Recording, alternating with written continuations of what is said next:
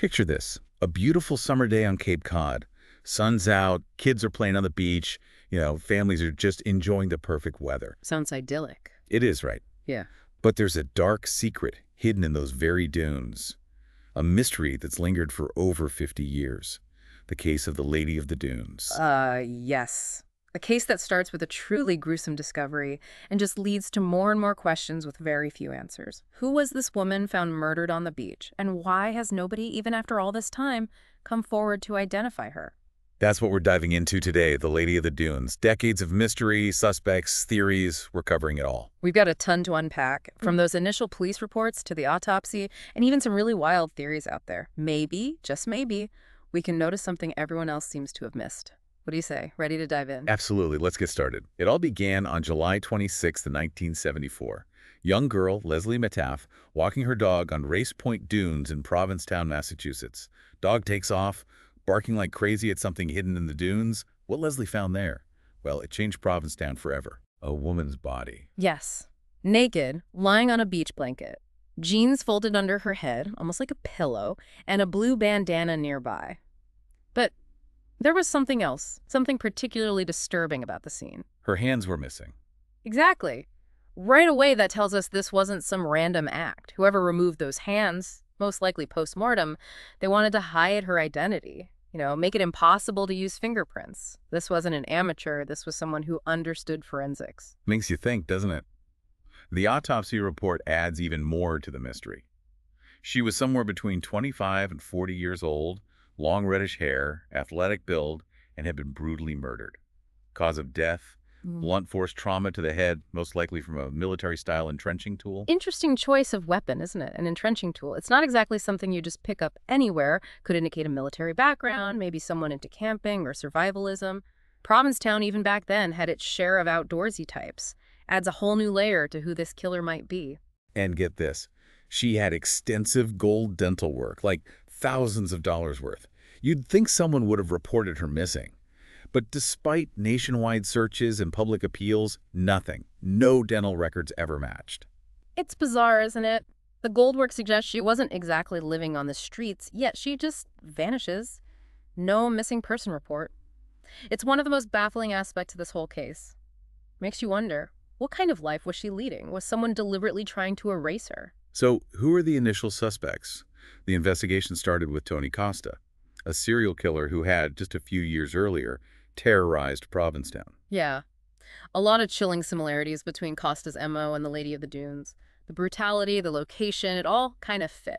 Except for one problem. Costa had committed suicide in prison just months before the Lady of the Dunes was discovered. Talk about a frustrating dead end. But it did open the door to other theories, other possible suspects. And there were quite a few, weren't there? One woman even came forward, claimed she saw her own father strangle a woman in Provincetown around the same time. Right, and then she disappears before the police can even question her. Was she telling the truth? Or was someone trying to keep her quiet? It's a reminder of how fear, how silence, can truly obstruct justice. Then there was the woman in Maryland who was convinced the victim was her sister who'd gone missing after moving to Boston. They even got dental records, hoping for a match. Sadly, it wasn't her. Heartbreaking, isn't it? So many false leads, dashed hopes. But it just underscores how desperately we need to identify this woman. Each tip, each potential connection is a flicker of hope. And then it fades, leaving us with even more questions. It's a shame so many families clinging to that sliver of hope.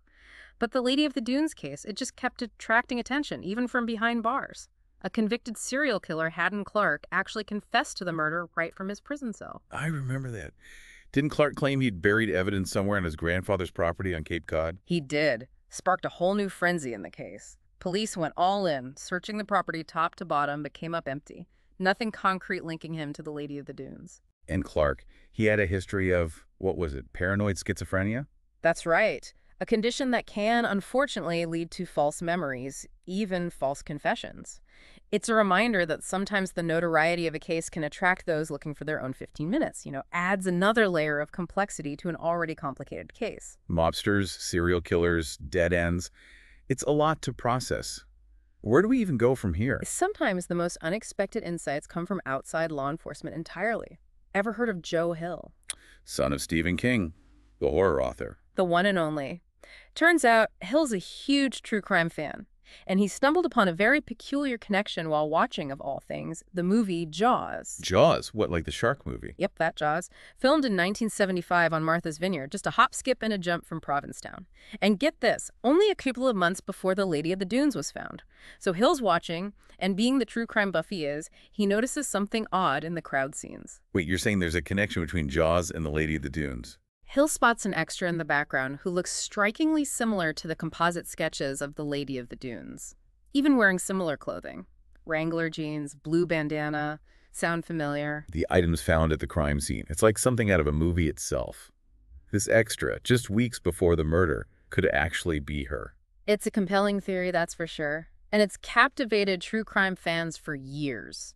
Sadly, it's incredibly difficult to verify. Filmmakers didn't exactly keep detailed records of every extra they hired. Just shows how easily someone can vanish, right? Just a fleeting image, a ghost in someone else's story. But even after all these years, the search for answers goes on. I know investigators have started turning to DNA technology and genealogical databases to try and finally identify her. It's like building a massive family tree, but using DNA. By comparing samples from the crime scene to those databases, they can potentially find distant relatives, narrow down the search. It's the same tech that helped crack the Golden State Killer case, remember? It holds a lot of promise for cold cases like this one. It's got to be like putting together a puzzle, right? One tiny piece at a time. But beyond the science, there's a human story here. This woman, even though she was robbed of her name, her identity, she deserves justice. Someone out there must have known her, loved her, missed her. Absolutely. And that's what keeps cases like this alive, keeps us searching. They remind us how fragile life is, how powerful mystery can be, and how important it is to never stop seeking justice, no matter how much time has passed. It really makes you think, all these years and we still don't know who she was. It's heartbreaking. It is. But as we wrap up our deep dive today, what are your thoughts? Anything in particular stand out to you? Any of the theories we discussed resonate more than others? I don't know. It's so hard to say. So many twists and turns. It's easy to get caught up in the big names, the mobsters, serial killers. But what if it's something much simpler? Like the blue bandana, the meal she had. Those details, maybe they hold the key. You're right. Sometimes it's the smallest details that matter most. The things that might seem insignificant at first glance. The expensive dental work, her clothing. Those could be the breadcrumbs that lead us to her. Right.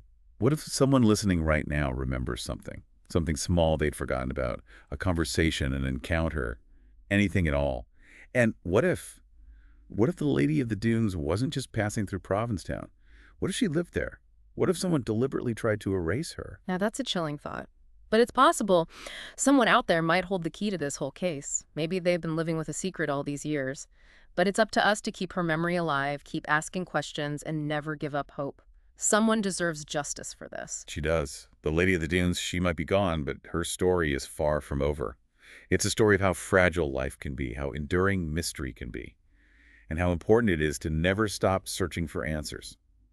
Even in death, she deserves to have her story told, to have her name spoken. Exactly. Keep searching, keep those questions coming, and never underestimate what a single voice can do. You never know, you might hold the missing piece to this decades-old puzzle.